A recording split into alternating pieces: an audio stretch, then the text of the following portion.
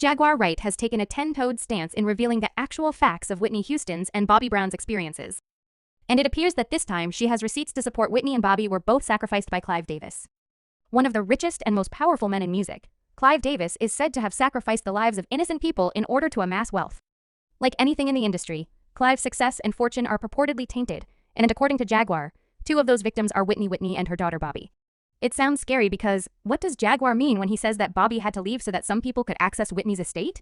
According to her, Clive wanted to get rid of Whitney and gain access to her estate, so he had to get rid of Bobbi as well. However, he didn't work alone, and some of the people who allegedly helped him are Whitney's own circle, like her ex Ray J. Let's get started. Clive Davis is the true mastermind behind all of this. Everything that has her name on it seems to be done so just to benefit people who have access to her estate, including Clive Davis. This is unfair to how things seem. This film isn't about celebrating Whitney Houston. Rather, it's about paying the piper, who was the one attempting to bring her back at the time of her previous death, right? He needed her back, but he needed her back and under his control. For years, Jaguar Wright has been trying to raise awareness of Whitney Houston's death and persuade the police to reopen the case, but to no avail. That's crazy because Jag has exposed numerous contradictions in the accounts provided to us by authorities regarding Whitney and Bobbi's deaths. That it would take blindness for you to miss her message for Whitney Houston was discovered face down in a bathtub filled with water at the Beverly Hilton Hotel on February 11, 2012. According to early accounts, her death was due to an inadvertent drowning brought on by a heart attack and her drunkenness. It can be difficult to determine who is telling the truth when you consider all the conflicting stories of Whitney's actual events. But one thing is certain, someone is concealing something because the details of the bathtub incident don't add up, which is one of the inconsistencies that have been brought to light. Official reports on Whitney's death state that she drowned in the bathtub while taking a bath while intoxicated, but that may not be entirely accurate.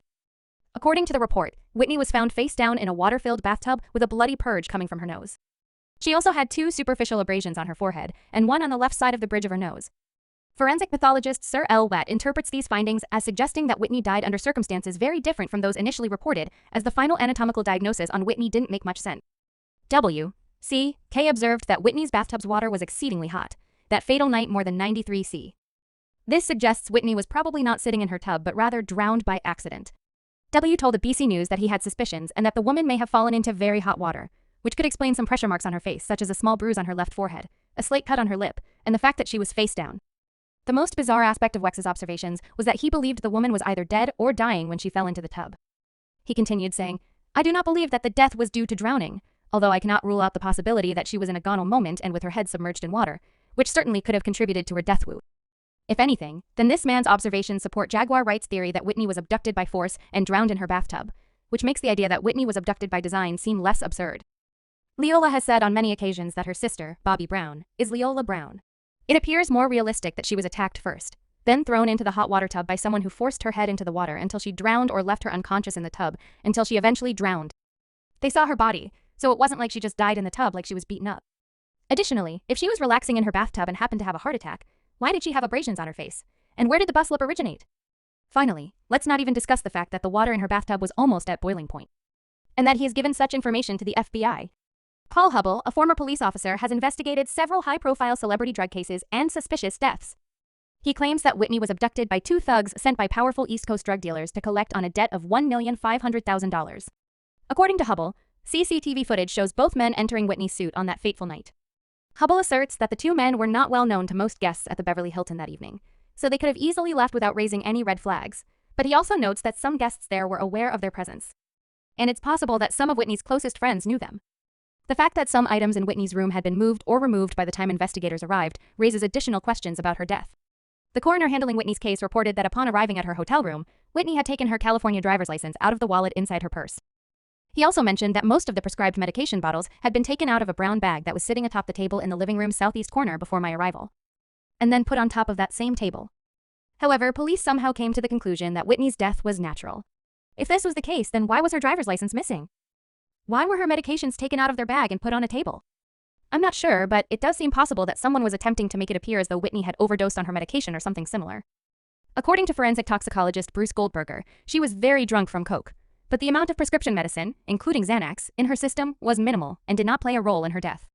Since Clive Davis, whose record label Whitney was signed to, has been suspected of being the mastermind behind Whitney and Bobbi's deaths for a long time, many people feel that Clive's response to Whitney's death was abnormal, and to be fair, they have a point. Let's start with the fact that Clive decided to continue with his preg Grammy party just hours after Whitney was discovered in her bathtub. You have to have an iron stomach to stand the thought of eating, drinking, And getting married while your mentee and one of the singers who was supposed to perform at your party is upstairs, lying under a white cloth and growing colder by the minute.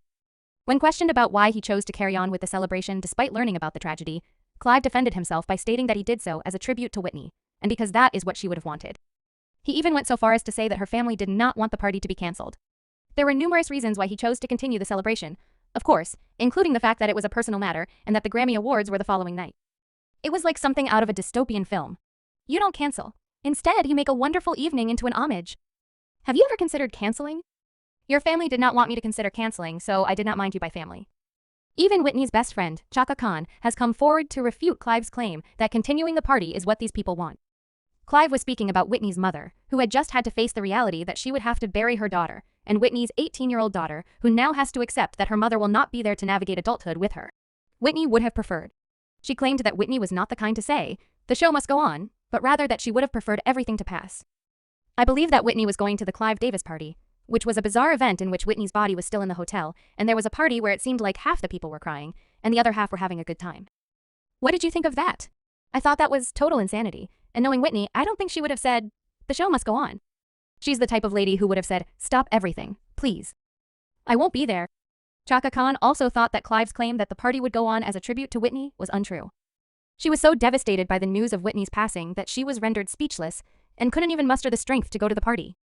Granted, not everyone was equally affected by Whitney's passing, so it's understandable that he struggled with whether or not to change the event into a tribute to her. Or, to be more honest, a more fitting tribute would have been to gather everyone, say a prayer, eat dinner, and then head home. What's the situation, you ask? I couldn't get dressed. I was supposed to go to the party. I just got off a plane from Miami at around 5:30 as soon as I hit the tarmac.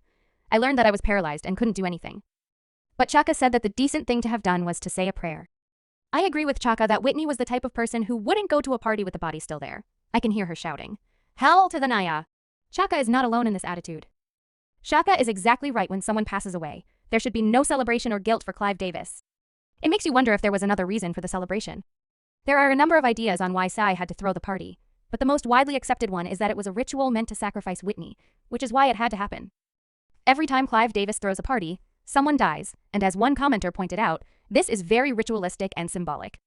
Another person said that Chaka spoke truth in this instance, saying that the entire situation was extremely strange, and that the fact that her body was still in the same building, and that they didn't move her until the party was over had ritual written all over it. Rodney Darkchild Jerkins, who told DJ Vlad that he was so shaken by Whitney's death that he couldn't bring himself to attend the party to which he had been invited. We were going to Cloud's party, which we go every year, is another person who feels that Whitney and her daughter's death was a sacrifice. I never forget being in the kitchen. I sat there. And I was frozen. And when I saw that she had died, I thought, we can't go to this.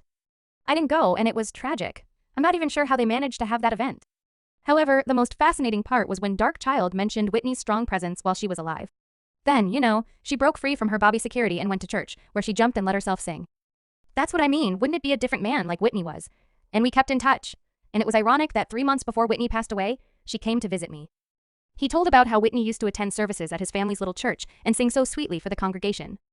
It was evident from his description of Whitney that she had a brilliant light surrounding her, so it seemed sense that someone would want to put it out. Another tragic twist in Whitney's story is that, just before she passed away, her family began to express concern about her stress levels, weight loss, and heavy reliance on drugs, despite Whitney's family's belief that she was trying to stop using. This suggests that Whitney was aware of the dangers around her. In addition, she suffered from slight throat problems as a result of her heavy smoking, which worried her about losing her voice just 2 days before she died. Whitney interrupted a Clive interview. No one knows the true contents of the note, but sources claim Whitney thought Clive was trying to replace her with Brandy and that she was trying to warn Brandy of how dangerous Clive was. Brandy and Monica were having this conversation and seemed to pass a note to Brandy while saying repeatedly, "Drowned in paying tribute, my dad. It's my dad. I'll see you later. I'll see you later. Mom, come see her, come say hello. Come say how you got dad." The strange thing is that Clive and Whitney got along great from the beginning when Whitney was signed to his record label. He was almost like a mentor to her. However, according to sources, Clive had Whitney under strict control, and Whitney was growing weary of it. Clive wanted to end their relationship, but Whitney was Whitney Houston, and she was bringing in a ton of money, so he could let her go when she was no longer meeting his needs, but not before milking her dry for everything. Some sources claim she was worth it, and there's no better way to capitalize on a legend's legacy than to stage a dramatic demise. The day before she died, Whitney went to see Clive. When she left, there were reports that she looked disheveled and confused, that she was sweating, and that blood was flowing down her legs. We're not sure what happened in the encounter between Clive and Whitney, but it sounds really spooky and provides us with another indication that Clive may have made a sacrifice. Whitney Jaguar has made it clear that one of the only individuals who stands to benefit from Whitney's passing is Clive Davis. Considering that Clive is among the wealthiest individuals in the music industry, it is likely that Clive only desired to sacrifice Whitney for her money, as some of her family members believe, given the widespread belief that one cannot amass such wealth without engaging in some dubious activities. Behind closed doors. Brown, Leola Bobbi's aunt, went on television to express her belief that Whitney and Bobbi were murdered. "I think my niece was murdered in the same way that her mother Bobbi was." In an Insider Edition exclusive, Kristina Brown's aunt Leola Brown claims to believe her niece was killed. Nick killed Bobbi Kristina. She claimed that a number of individuals wanted Bobbi dead because they wanted access to Whitney's estate, and Bobbi stood in their way. As a result, they had to remove Bobbi. However, I believe that Bobbi Kristina's murder was necessary to allow them complete access to Whitney. As we all know, not even 3 years after Whitney passed away, her only child Bobbi Kristina Brown was discovered face down in a bathtub in her Alpharetta, Georgia, home. At the time, Bobbi was still alive and breathing. Houston Leola also feels that Nick Gordon is among those accountable for Bobbi's death, and she predicts that when he is finally arrested, the entire operation will come tumbling down like dominoes. Upon reaching the hospital, Bobbi needed to be put into an induced coma. Bobbi, who was 22 years old when she passed away in hospice care 6 months later, had a high drug level in her blood, which may have contributed to her unintentional drowning. Bobbi's death was never determined by the medical examiner to be accidental or purposeful, and her ex-husband, Nick Gordon, found Bobbi's body in July 2020 after he allegedly overdosed on drugs. People have long suspected that Whitney and Bobbi's murders were the result of foul play because of the parallels between their deaths. It makes sense that Whitney and Bobbi's family members weren't happy with the official reports about their deaths, aside from the fact that it seems like a cruel joke that the mother and daughter were discovered face down in their bathtubs 3 years apart.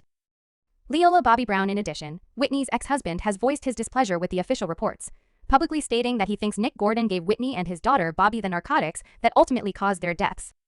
Jaguar also holds this opinion, claiming that Nick collaborated with Ray J and Clive Davis to murder the two ladies.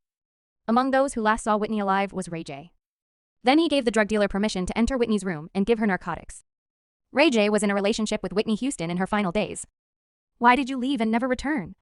In fact, when she was discovered dead, why weren't you there in the ambulance with the coroner? Why weren't you there with your girlfriend, who you were? From what I've heard, Ray J frequently talks about winning Houston. Perhaps Whitney was just a side gig for Ray J. Everyone knows he enjoys working for people to get money.